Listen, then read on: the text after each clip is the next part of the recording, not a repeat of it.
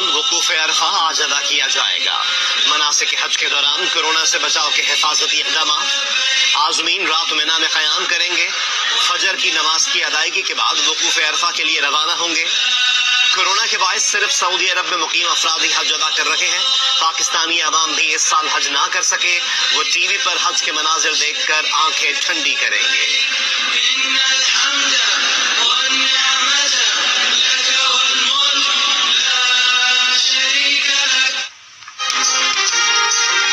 کراچی، لاہور، فیصل آباد، راولپنڈی، اسلام آباد، ملتان، پشاور، کوئٹہ، حیدر آباد اور دیگر چھوٹے بڑے شہروں میں بقرعید قریب آتے ہی قربانی کے جانوروں کی خریداری آخری مراحل میں داخل ہو گئی۔ بچے بھی قربانی کے جانور لا کر خوش۔ کوئی جانوروں کو چارہ ڈال رہا ہے، کوئی پانی ڈال رہا ہے، کوئی خاطر مدارات کر رہا ہے۔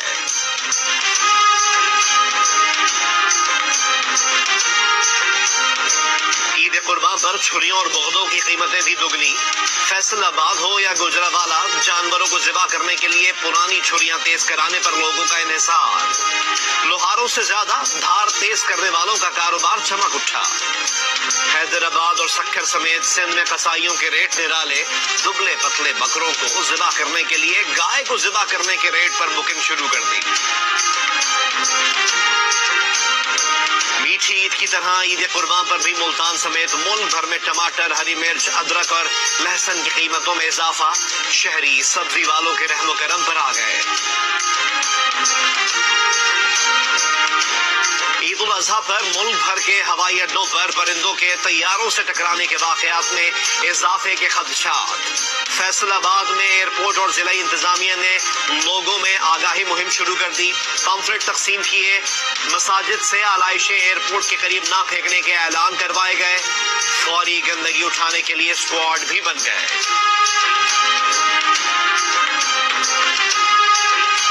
لاہور ویسٹ مینجمنٹ کمپنی ملازمین کی ہڑتال کے باعث شہر کے کئی علاقے کچرا کنڈی کا منظر پیش کرنے لگے۔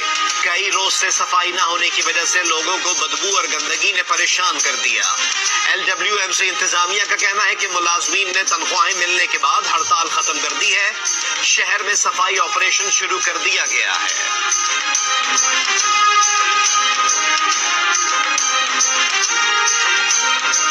وزارت پیٹرولیم نے 1 اگست سے پیٹرول مزید 7 روپے فی لیٹر مہنگا کرنے کی سفارش کر دی۔ وزارت خزانہ کو بھیجی گئی سمری میں ڈیزل کی فی لیٹر قیمت میں 9.5 روپے فی لیٹر اور مٹی کے تیل میں 6 روپے اضافے کی تجویز بھی شامل۔ بدھ کے روز دنیا بھر میں کورونا کے 2,90,000 سے زائد نئے مریض سامنے آنے کے بعد نیا ریکارڈ قائم۔ امریکہ، برازیل اور بھارت میں کورونا بے قابو۔ برازیل میں مزید 70,000، امریکہ میں 66,000 اور بھارت میں 52,000 سے زائد نئے مریض سامنے آ گئے۔ امریکہ میں مزید 1,485 افراد جان سے گئے۔ برازیل میں 1,554 مریض انتقال کر گئے۔ بھارت میں ایک ہی دن میں جان سے جانے والوں کی تعداد 779 رہی۔ کولمبیا اور ارجنٹائن میں بھی کورونا وبا میں تیزی سے اضافہ۔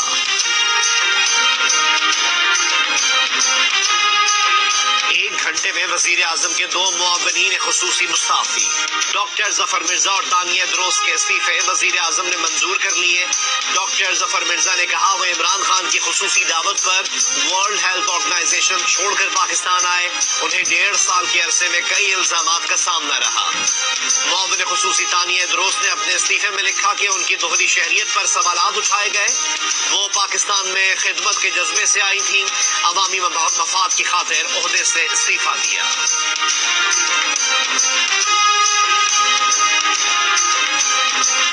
ڈاکٹر ظفر مرزا اور تانیہ دروس کے استعفوں کی اصل وجوہات سامنے آ گئیں۔ وزیر اعظم ادویہ اسکینڈل کی وجہ سے ظفر مرزا کو ہٹانے کا فیصلہ پہلے ہی کر چکے تھے، مگر معاملہ کورونا کی وجہ سے مؤخر ہوا۔ وزیر اعظم کی ہدایت پر کی گئی انکوائری میں بھارت سے خلاف ضابطہ دواؤں کی درآمد پر ظفر مرزا اور ایک مشیر کا کردار سامنے آیا تھا۔ تانیہ دروس نے ڈیجیٹل پاکستان کے نام سے NGO رجسٹر کرائی تھی، جس کی فنڈنگ میں بے قاعدگیوں کے الزامات سامنے آئے۔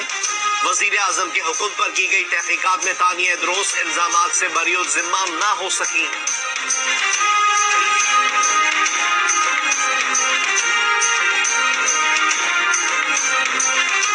قائد حزب اختلاف شہباز شریف کی بلاول بھٹو زرداری مولانا فضل الرحمان سے ٹیلی فون پر مشاورت، تینوں رہنماؤں کا متحدہ اپوزیشن کے سینیٹرز پر مشتمل کمیٹی بنانے کا فیصلہ۔ مولانا فضل الرحمان نے کہا ہے کہ اپوزیشن ابھی مکمل متحد نہیں ہے، قومی اسمبلی میں قانون سازی کے دوران حکومت کو ریلیف دینا اسی کی مثال ہے۔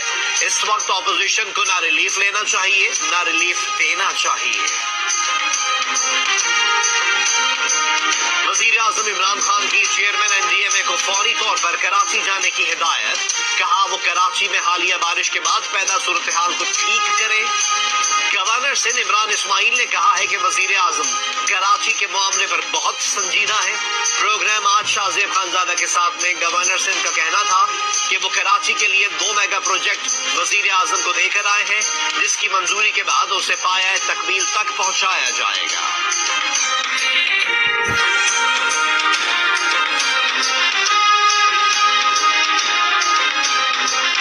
عنقریب وزیر اعظم عمران خان کے خلاف نئے کیس سامنے آنے والے ہیں۔ مسلم لیگ نون کے رہنما ایاز صادق کی جیو نیوز کے پروگرام کیپٹل ٹاک میں میزبان حامد میر سے خصوصی گفتگو میں بیان۔ حامد میر نے پوچھا کیا وزیر اعظم کو عدالت سے نااہل قرار دلوایا جا سکتا ہے؟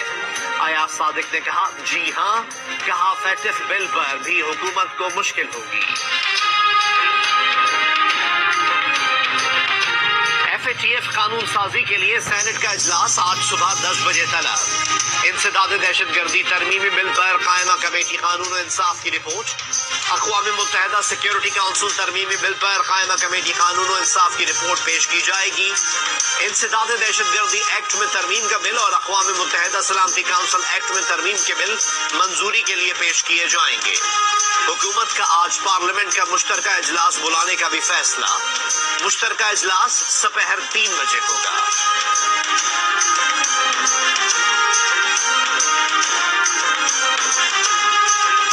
خیرپور پولیس نے کمسن طالب علموں کے ساتھ جنسی زیادتی کرنے والے ٹیچر سارنگ شر کے خلاف ایک اور بچے سے زیادتی کا مقدمہ درج کر لیا۔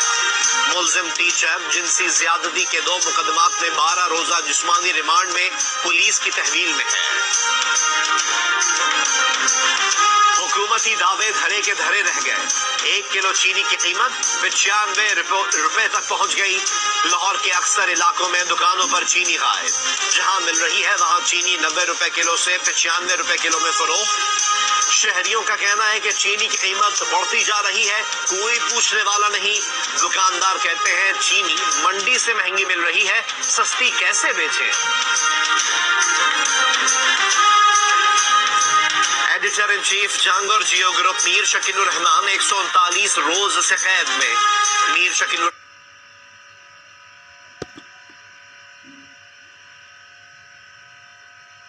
الرحمان کی گرفتاری، روزنامہ جنگ، دی نیوز اور جیو ٹی وی بند کرنے کی کوششوں کے خلاف مختلف شہروں میں احتجاج کا سلسلہ جاری۔